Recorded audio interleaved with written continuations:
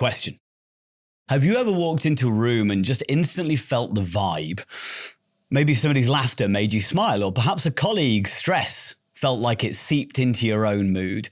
So that's the power of emotional contagion. The way emotions spread from one person to another like ripples in a pond.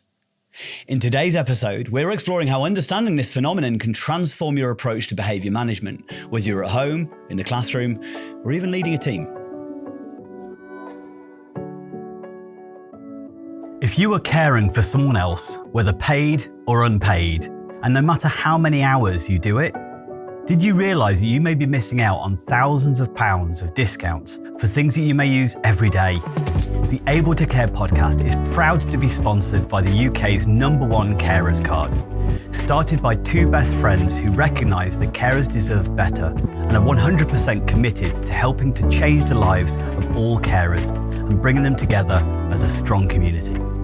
Carers Card UK provides support, recognition and rewards. It offers reassurance by providing an ID card that helps access emergency information when needed, while also unlocking discounts, a wellbeing hub, a carers circle tool and a community through their app. All of this for less than the price of a box of chocolates a year. There are discounts on gym membership, days out, electrical goods, clothing and even glasses. Let others know you care while taking a little care of yourself with an ID card you can be proud of. Visit carerscarduk.co.uk/promo code/able to care today to order yours.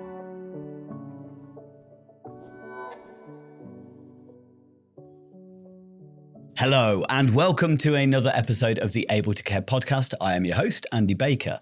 And today's episode, we're talking about emotional contagion. Now, emotional contagion is a fascinating psychological process where emotions are transferred from one person to another, often completely unconsciously. It's actually the cornerstone of human connection. It's a demonstration of empathy. When we see somebody smiling, we likely mirror that smile. When we sense anger or stress, it can raise our own tension levels. It's our brain's way of fostering that empathy and understanding and adapting to the environment. From a survival mechanism, it makes complete sense. If all of my team, all of my pack, all of my group are all on edge, maybe I need to be on edge too because something's going on that nobody told me about. But it also can be massively helpful of understanding this phenomenon as far as behaviour management is concerned. So why does it matter? In any setting, whether it be a classroom or a workplace or a care environment, emotions set the tone. When a leader or caregiver stays calm, it can diffuse tension in a stressful situation. Calm is as contagious as fear and panic, as some of you may have heard me mention on numerous podcasts before. But conversely, if frustration or anxiety takes over, it can actually escalate challenges. Recognizing this ripple effect empowers us to manage not just others' behavior, but also our own responses too. There's a wonderful model called Batari's box, where my attitude affects my behavior, and attitude is kind of a makeup of my thoughts and feelings. My attitude affects my behavior, but that affects your attitude, affects your behavior, which affects my attitude, affects my behavior. And it's a cycle that occurs as a result.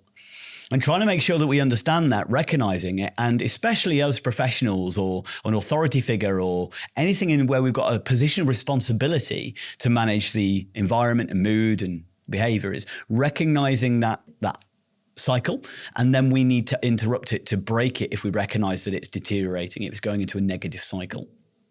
So there's a few experiments that kind of have demonstrated this over the years. So there was a famous case where it's a lighter example, but in 1962, a strange phenomenon occurred in Tanzanian village where what began as a small group of schoolgirls laughing spiraled into what was referred to as a laughter epidemic that affected hundreds of people over several months.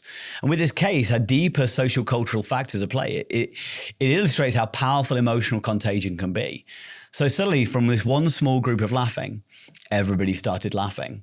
Now, that's quite a famous case. But if any of you sort of listening or watching have ever been and watched live comedy rather than watching it on a video, there's something different about the way you laugh or how hard you laugh when you're either watching it on TV or when you're in a room full of people. because suddenly all of the jokes seem funnier. I remember seeing numerous comedians where I've thoroughly enjoyed their videos and I've smiled deeply, or I may have laughed out loud occasionally, but then my face has literally hurt after going and seeing them live and laughing with other people. They became funnier because of that contagion in the environment.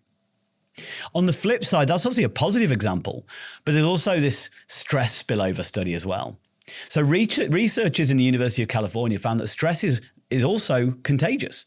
In one study, participants who observed somebody experiencing stress showed psychological stress responses themselves. They caught that stress, like elevated heart rates, even if they weren't directly involved in the situation, even just watching it. Okay. And we've all had that watching a movie where we've experienced the stress of, let's say, a horror where they use the music and everything like that. The contagion of the fear of the individual that we're watching, the victim that we're potentially watching, kind of feels like it moves through the TV and affects us. Now, so why is this important as far as, or what can we do about it? One thing is, by recognizing it, by being aware of it, and this is where emotional literacy and emotional intelligence come into play, that recognizing where that mood is and knowing how to self-regulate, and also knowing, so you become the anchor. You set that tone. If everybody else is low, you can pick it up. If everybody else is kind of agitated, you be the calm. Your emotional state will influence others, whether it's calm, confident, or positivity sets a tone you want others to follow.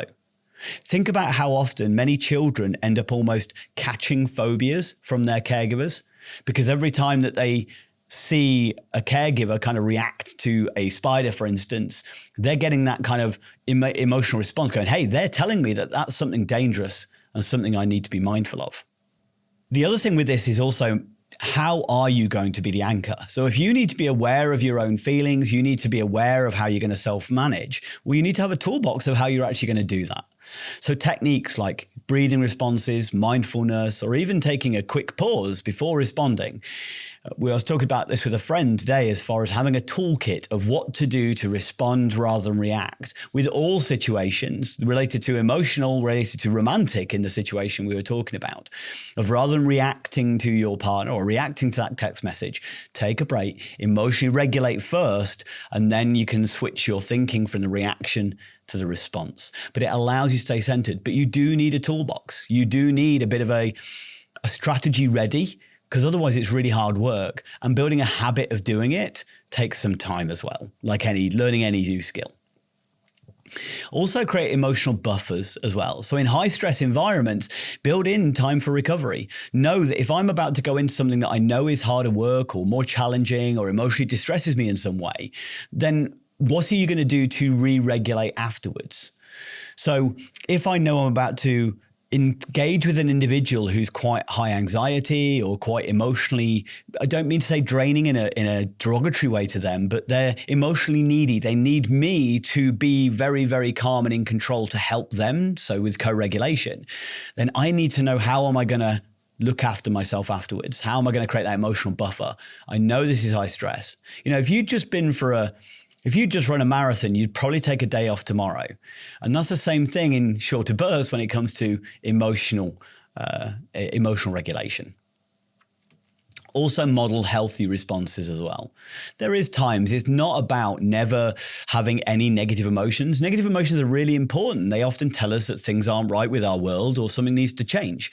But it's about managing it and expressing it clearly and being explicit, rather than sometimes you find in a room, don't you, the one person who holds it in, you can tell that they're grumpy. They don't say anything, they don't do anything. The mood is just emanating from them. Okay, and it affects the whole setting. It affects the whole environment. So don't be that person. Recognize your emotions, move yourself away. How are you going to self-regulate, or what communication do you need to do to express those emotions to make them outward rather than inward? So let's put this into context. Imagine a teacher walking into a classroom where the students are unsettled and disruptive. Instead of raising their voice and shouting, they're already up there. The teacher takes a deep breath, lowers their tone, and calmly starts a routine task, like writing instructions on the board, for instance. Slowly, the students begin to settle. That emotional contagion in action. Any setting, we could be exactly the same. If we know because sometimes people narrate the things that are stressing them out and the challenges. So sometimes you'll have a group, they're all going, we're so stressed. It's so stressful today. We're so busy. We haven't got any time. And they're actually reinforcing that emotional contagion. They're actually putting words and adding on the top of the feelings that are already there. So what we can do is then streamline that, change the language, change the feelings, going, right, let's put this into perspective. I know some of you may have listened to or watched the episodes I've done on GPS, gratitude, perspective, and service. So utilize models like that to be able to turn things around in the room. So emotional contagion isn't just about avoiding any negativity. It's about creating a culture of kind of calm positivity and resilience. And that's the thing, is a resilience. So things will go wrong. Bad things will happen. Moods will deteriorate. But it's how we recover, how we help people to pick themselves back up and carry on that makes the difference. So whether you're leading a team, whether you're managing a classroom, whether you're supporting someone through a difficult moment, whether you're a parent, whether you're a caregiver, the energy you bring to the situation matters. It's a ripple effect that you can control. Have you ever encountered an adult or child's behaviour that has felt difficult, overwhelming, or challenging? Have you sometimes felt at a loss of what to do, or know that you didn't handle it quite right? People are complex and unpredictable, and their behaviour can be like the weather. We've all made the mistake of looking out the window and feeling safe to wear shorts, but 5 minutes later, wishing for an umbrella. What if, like a weatherman, you understood how humidity, temperature, and pressure all come together to cause the weather, allowing you to better prepare, predict, and respond, and prevent ever having a picnic ruined by a thunderstorm ever again? My book, called Targeting the Positive with Behaviours that Challenge, helps you to become the weatherman of behaviour. It provides you with a toolkit to increase competency, confidence, resilience, and empathy, so you feel more assured about how to respond to distressed or dysregulated behaviours in others, including those affected by trauma, mental health, neurodiversity, learning disabilities, or dementia. Build better connections, achieve de-escalation, and improve outcomes for yourself and those you engage with my celebrated 6-stage target model, a step-by-step process to reduce distress for everyone. Discover my empowering, person-centered guide in Targeting the Positive, written by me, Andy Baker, available from online bookstores worldwide. Find a link in the description and order today.